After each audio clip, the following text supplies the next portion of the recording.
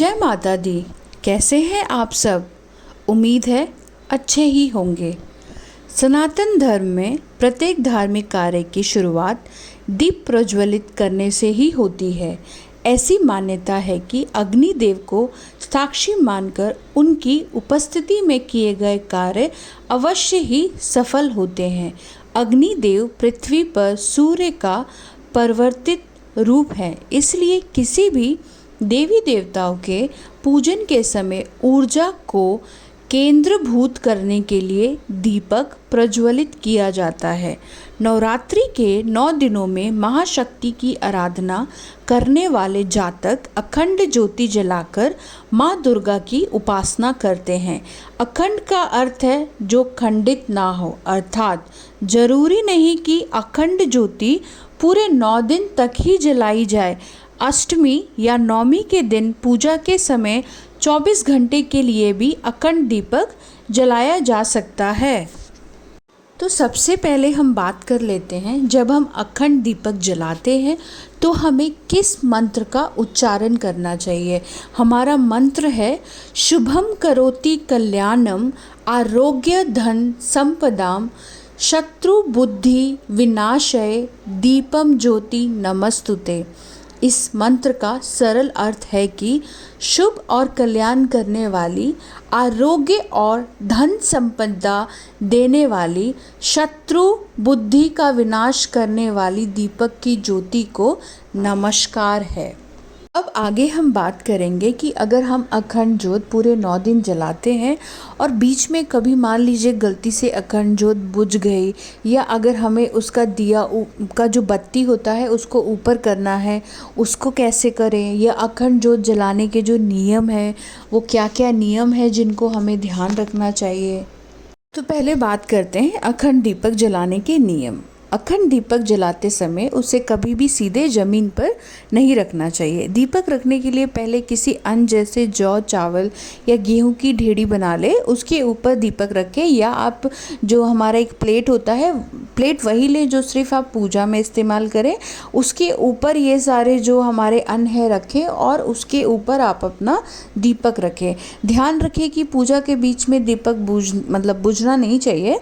दीपक देवी देवताओं की प्रतिमा के ठीक सामने लगाना शुभ माना जाता है। ध्यान रखिए कि यदि मिट्टी का दीपक जला रहे हैं तो दीप साफ हो और कहीं से भी टूटे हुए दीपक में दीप ना जलाएं। किसी भी पूजा में टूटा हुआ दीपक अशुभ और वर्जित माना जाता है। दीपक में बार बार बत्ती नहीं बदलनी चाहिए। दीपक से दीपक जो जलाना है वो अशुभ माना जाता है। जैसे कि आपने एक दीपक जला लिया, उसी दिए से बाकी सारे दिए जला रहे हैं, उसको हम अशुभ मानते हैं।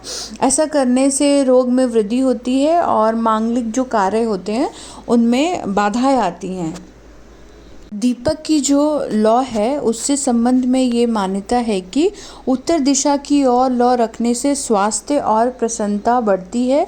पूर्व दिशा की ओर लौ रखने से आयु में वृद्धि होती है। पश्चिम की ओर लौ रखने से दुख में वृद्धि होती है और दक्षिण की ओर लौ रखने से हानि पहुंचती है। दीपक का ताप दीपक से 4 अंगुल चारों ओर अनुभव होना चाहिए। इससे दीपक भाग्योदय का सूतक होता है। जिस दीपक की लौ सोने के समान रंग वाली हो वो दीपक आपके जीवन में धन धान्य की वर्षा कराता है एवं व्यवसाय में तरक्की का संदेश देता है। नवरात्रि में अखंड ज्योति जलाने से घर में नकारात्मक ऊर्जा दूर होकर सकारात्मक ऊर्जा का संचार होता है। पहली बात, घर के सदस्यों को यश एवं प्रसिद्धि मिलती है। दीप ज्योति से समस्त पाप नष्ट होकर जीवन में सुख, समृद्धि, आयु, आरोग्य एवं सुखमय जीवन में वृद्धि होती है। गाय के घी का दीपक जलाने से आसपास का वातावरण रोगों से मुक्त होकर शुद्ध हो जाता है। पूजा अर्चना करते वक्त दीपक जलाने के पीछे भी यही उद्देश्य होता है कि प्रभु हमारे मन में अज्ञान रूपी अंधकार को दूर करके ज्ञान रूपी प्रकाश प्रदान करें। दीपक के धुएं से वातावरण में मौजूद हानिकारक जो कीटाणु होते हैं वो नष्ट होते हैं। दीपक से हमें जीवन का सही अर्थ समझ में आता है। ऊंचा उठने और अंधकार को मिटा डालने की प्रेरणा हमें दीपक देता है। और ऐसा कहते हैं कि जो इस धरती है, धरती पे जो साक्षात देवता है वो कौन है? ऐसे देवता जिनको हम छू भी सकते हैं, वो है अग्नि देवता। तो कोई भी पूजा करते समय हमें अपने साक्षात देवता को तो रखना ही चाहिए प्रज्वलित करके। अब बात करते हैं हम माता रानी की जोत का ख्याल कैसे रखें। तो देखिए, सबसे पहली बात तो सिर्फ मन में श्रद्धा होनी चाहिए। कहते हैं भगवान भाव के भूखे होते हैं। तो जो भी होता है इन 9 दिनों में सब माता रानी की मर्जी से होता है। आप सच्चे मन से, साफ मन से माता रानी की भक्ति कीजिए। दीपक अपने आप जलता ही रहेगा, बुझेगा नहीं। और मान लीजिए अगर बुझ भी जाता है, जोत इधर उधर हो भी जाती है, तो अपने मन में ज़्यादा शंका या प्रश्न या क्वेश्चंस बहुत सारे ना रखें। साफ मन से उसे जलाएं और माता रानी की पूजा करें। ज़्यादा वहम नहीं करिए इन सब चीज़ों में।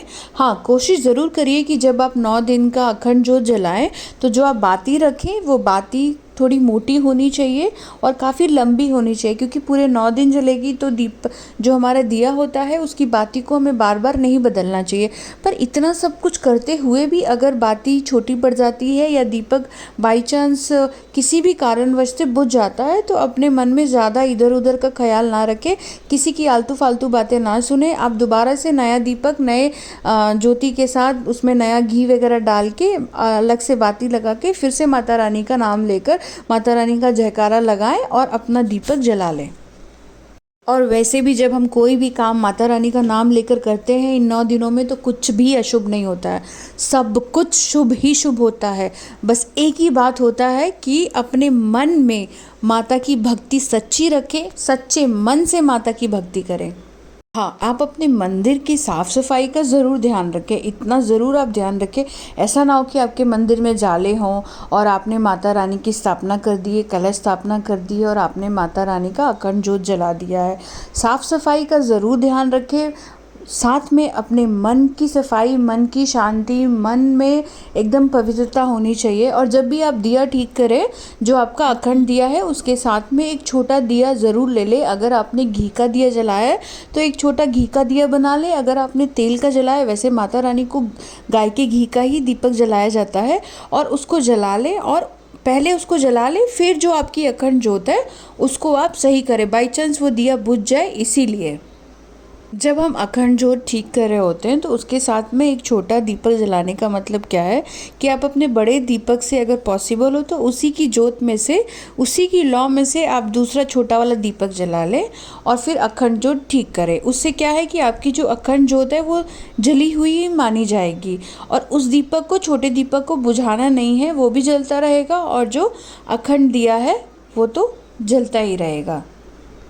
दिया ठीक करने के लिए ना एक चिमटी मिलती है स्टील की, वो आप किसी भी आसपास के जहाँ पे पूजा का सामान मिलता है वहाँ पे भी मिल जाएगा, जो या फिर जो हमारे स्टेशनरी जो शॉप होते हैं ना, जहाँ पे कॉपी किताब, बच्चों का पेंसिल वगैरह मिलता है, वहाँ पे भी मिल जाएगा। चिमटी जैसा होता है, उससे आपको क्या है, जोत को हाथ से छूने की ज़रूरत नहीं है। पर हाँ, वो चिमटी आप सिर्फ पूजा के काम के लिए ही रखें। ऐसा ना करें कि आप जब पूजा कर रहे हैं तो पूजा में भी इस्तेमाल कर रहे हैं और घर के किसी और कामों में भी उसको इस्तेमाल करें।